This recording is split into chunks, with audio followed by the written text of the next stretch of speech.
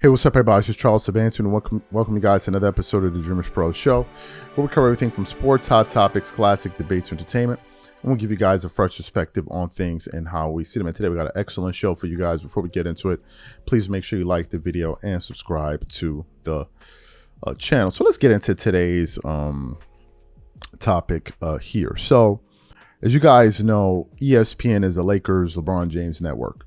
That's all they promote. They even brought in Carlos Boozer, and they're already up there trying to get him to twerk, right?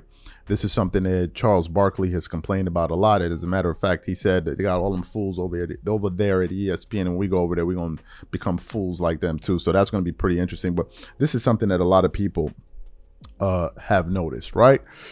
So they've been promoting them. The Lakers have won 8 games in a row at one point, and they were looking pretty solid. And then they started losing games. And you know, now they find themselves in a situation where they've lost 3 games in a row. They're tied for losses with the Nuggets, Nuggets and Grizzlies. So they're still moving up and down in the standings there. And they just came off of a pretty bad loss last night to the Orlando Magic on the road in a game in which the Lakers gave up 118 points to Franz Wagner. He got 32 points. Paolo Banchero, he had 30 points. Wendell Carter Jr., he had 12 points. You had Anthony Black, who I believe came off the bench. He had 17 points. And it was just a pretty bad game from a defensive standpoint, and they dropped another game, right? Because the Lakers are playing games. They won 3 games in a row that they started load managing and doing all kind of nonsense, something that the Clippers used to do, and then, it's going to be fine. We ain't got to worry about it, blah, blah, blah, blah. So what happened? This morning, I came across a clip here from Get Up, and they were talking about the state of affairs with the Lakers now after they've dropped their 3rd consecutive game, and they were talking about do they need to be alarmed, or is this kind of like just a one-off thing? And to no one's surprise, all of a sudden ESPN is now ringing the alarm bells and talking about we need to be worried about the Lakers. So for those of you who didn't hear what these guys had to say, I want to play it for you now. I want to come back and continue on the show. Take a listen to what these guys had to say here.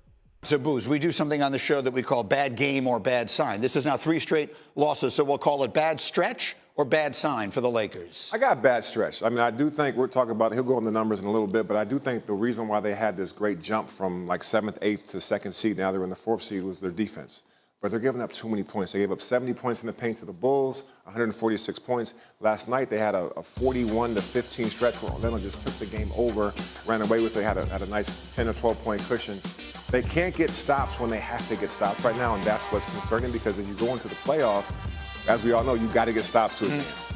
Yeah, I mean, I think it's more of a bad sign, but it's fixable here. And because they showed you when they defend, they can win at a high level. First in defensive efficiency in that stretch of games, 20th since March 2nd here. And if you're not going to defend, you're going to lose in the first round. But that's the small margin for them. Either you can bounce in the first round or you can get to a Western Conference Finals.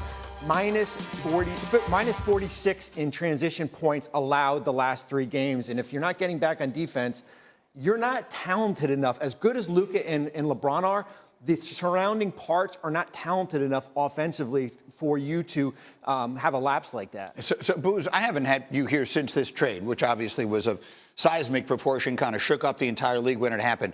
So from sort of a 35,000-foot view, LeBron plus Luka in L.A., what does that mean? How good can this team be? Awesome. I mean, great move by Rob Pelinka getting Luka there. He's 25 years old. He's a first-team All-NBA player every year. I think these are the 2 most cerebral guys with the ball in their hand. They think the game. They make the right play for each other. They make the right play for their teammates. They do a good job of scoring. They'll figure out how to play together. It's the rest of the pieces. Austin Reeves has been an outstanding 3rd piece to me. I think he's dynamic. I think he's untouchable as far as the rest of those guys. If Rui can get back to playing as well as he was, Vanderbilt defensively. I love what Hayes has done since he's been there. He's been a very formidable big for them. The rest of the pieces can figure it out. These 2 guys can play together.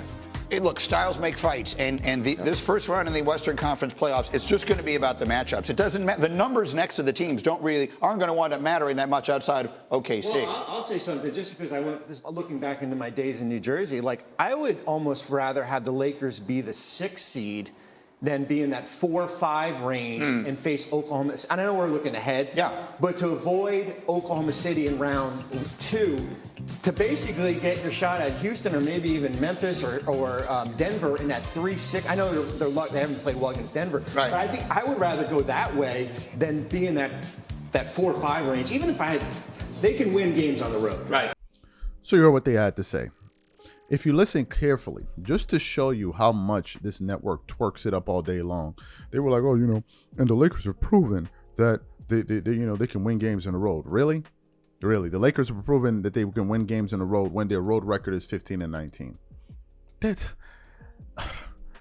twerking that goes on at ESPN is something vicious. They just be up there twerking it up. Talking about they have a 15-19 record on the road. And you're talking about they're capable of winning games on the road. Based off of what? Capable of winning games based off of what? Let me tell you guys what I think is happening. ESPN, they twerk it up so heavy for the Lakers that what happens is that they win 3-4 games in a row. They end up promoting them to the high heavens.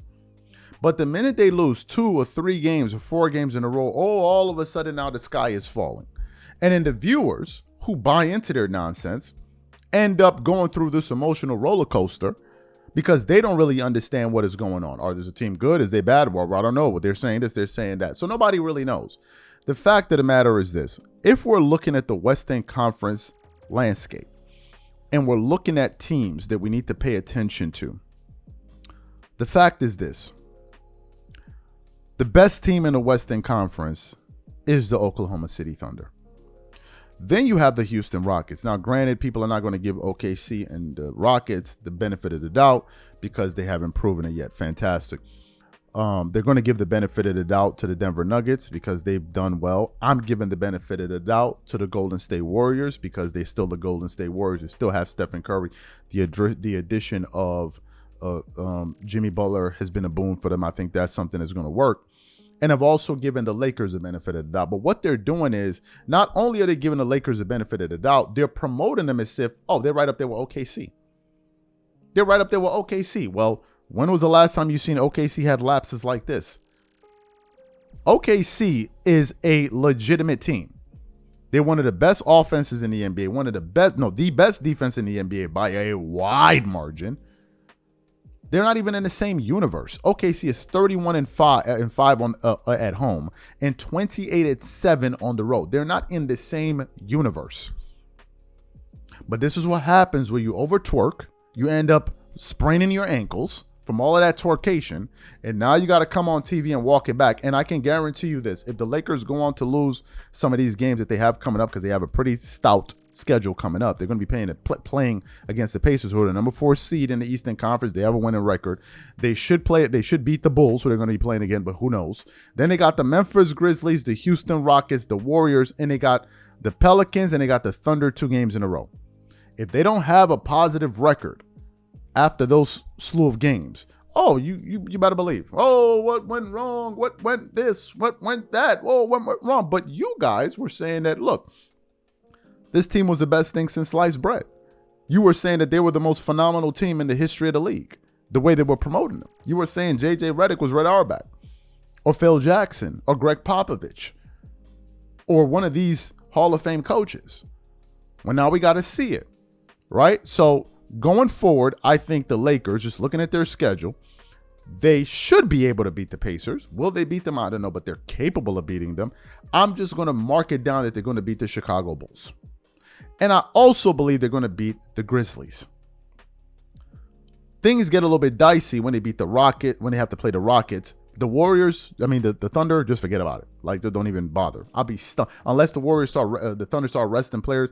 I'll be shocked. But the next 1, 3, 5, 7, 9, 10 games, they need to have a winning record in those 10 games.